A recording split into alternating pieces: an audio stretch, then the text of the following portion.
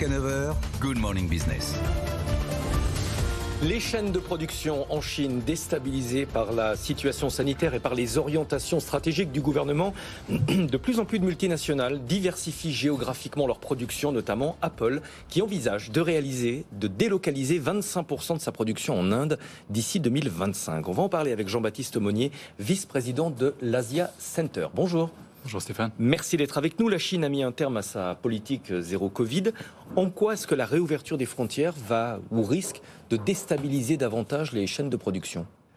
Oui, alors, on est dans un contexte un peu particulier parce que on est entre deux congrès, le congrès du parti du 16 octobre et le congrès qui arrive, et tout est en train de se jouer. Il y a beaucoup de mouvements, de positionnements qui se passent, et évidemment, la fin du Covid, ou le début du Covid, si j'ose dire, en Chine, va transformer profondément les choses. Donc, qu'est-ce qui s'est passé ?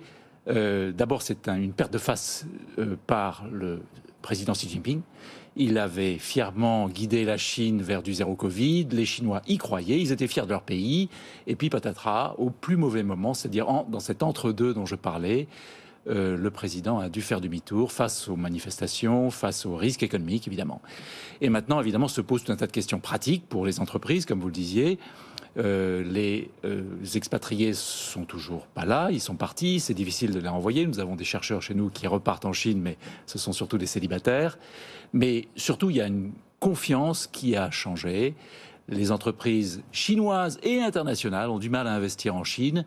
Et Apple en fait partie, évidemment, n'est pas... C'est-à-dire que c'est pas passager. C'est-à-dire que vraiment, quand on voit Apple qui dit « Oui, je continue à être en Chine, mais je me diversifie », ça va monter. C'est-à-dire que de plus en plus d'entreprises vont délocaliser une partie de leur production, où finalement, on va avoir un an là un peu difficile et on va y revenir.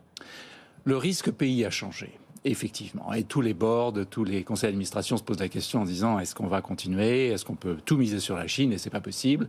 Surtout dans le contexte du congrès qui s'est terminé en octobre, où le marxisme a été présenté, a été revendiqué, a été assumé, un marxisme fier. Et ça, c'était le message de Xi Jinping. C'est l'homme qui est comme ça, c'est son idée. Mais il y a une erreur de jugement, c'est-à-dire qu'on a cru au capitalisme chinois et en fait pas du tout. Il y a eu une affaire d'homme. C'est-à-dire que sur la technologie en particulier, au début des années 2000, par exemple, SMIC était créé pour faire du silicone, pour faire des chips. Et là, les Américains investissaient 50% du milliard de dollars qui ont été introduits dans cette jeune pousse qui est devenue énorme. Mais finalement, le contexte de Xi Jinping, quand cet homme est arrivé au pouvoir en 2012, a changé la donne. Les réformistes sont partis. On l'a bien vu au parti. Il a expulsé Hu Jintao et Li Keqiang est aussi parti. Et donc, maintenant, il s'agit de savoir qu'est-ce qui va se passer. Mais pour l'instant, je dirais prudence, oui, parce que le pays n'est pas très ouvert aux investisseurs, non. Pour la Chine, c'est un gros risque, un énorme pari. C'était l'usine du monde, la Chine, depuis plusieurs décennies. Est-ce que la demande intérieure va pouvoir prendre le relais ? La demande intérieure, alors ça c'est une question intéressante, Stéphane. Curieusement, il y a cet embargo, ou ce contrôle des exports que les Américains ont décidé à partir du 6 octobre de cette année, juste avant le Congrès. Notamment sur les semi-conducteurs ? Et absolument, sur les semi-conducteurs, et qui va interdire aux fabricants type Xiaomi et autres d'avoir accès aux nouvelles puces fabriquées à TSMC en Taïwan ou en Corée à Samsung, etc. Les plus performantes. Les plus performantes. Donc, Apple va se trouver devant un potentiel intéressant parce qu'ils auront perdu un concurrent. Mais Apple va faire attention, effectivement, sur ces chaînes d'approvisionnement. Ils ne peuvent pas se permettre de tout miser sur la Chine, comme bien d'autres. Oui. Comment voyez du coup évoluer la tech chinoise ? C'est-à-dire que c'est terminé, on a eu un espoir déchu. On a vu quand même Huawei, il y avait le patron de Huawei qui avait dit en début d'année on fait le dos rond, ça va être une année très difficile. Et puis finalement, les résultats ne sont pas si mauvais. Et c'est quoi votre vision sur la tech chinoise ? D'abord, la tech est devenue stratégique. La Chine importe plus de microconducteurs, de semi-conducteurs en valeur qu'elle importe de pétrole. Donc c'est fondamental. Ouais. Ça change la géostratégie mondiale et ils ont pris du retard. Ils ont à peu près maintenant 4 ans de retard par rapport aux chips et c'est là où les Américains arrivent et disent on va rajouter 4 ans de retard, ça fera 8 ans si on compte effectivement, si on mesure le retard en termes de nanomètres sur les semi-conducteurs. Mais en fait, tout va dépendre peut-être d'un homme qui s'appelle Li Qiang et qui est maintenant le numéro 2 du Standing Committee du Politburo après le Congrès. Et cet homme est curieux, il sera Premier ministre normalement, si tout se passe bien, le 5 mars de cette année. Et il n'est pas un apparatchik, c'est un homme de terrain. Il était donc chef du Parti communiste de Shanghai. Et là, il a fait des choses assez extraordinaires. Il a ouvert un nouveau marché de la tech, une bourse de la tech qui s'appelle le Star, marché du Star. Il a négocié avec Elon Musk pour créer l'usine de Tesla. Donc c'est un espoir pour la tech, lui.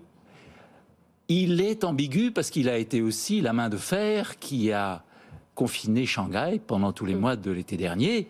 Et là, il était un soldat de Xi Jinping en respectant ce qu'on lui demandait de faire. Mais c'est l'homme peut-être qui pourra changer les choses en ce moment où Xi Jinping a perdu la face et peut-être est affaibli. Le contexte social en Chine, on a vu des manifestations chez Foxconn au mois de novembre. C'est un épiphénomène ou est-ce que la Chine est en train de se normaliser avec des ouvriers qui désormais n'hésitent plus à manifester? Oh, je pense que c'est difficile de parler d'une normalisation. Ça aurait été impensable il y a quelques années. Alors, il y a des manifestations sur Internet et des petites manifestations tous les jours, il y en a des milliers. Mais c'est contrôlé par le système de gouvernance digitale de la Chine et les surveillances. Ils voient les flammes qui partent, ils les éteignent, soit ils coupent les internautes, soit ils les amènent en prison. Enfin, il y a pas mal de façons de gérer ces conflits. C'est aussi une façon pour eux d'écouter les revendications et de savoir qu'il se passe quelque chose auprès d'un gouverneur de province ou d'une corruption. Donc ils ont des réactions. Mais de là à ce qu'il y ait des syndicats fort et qu'il s'oppose au gouvernement, on n'y est pas, non. Merci beaucoup Jean-Baptiste Monnier, vice-président de l'Asia Center.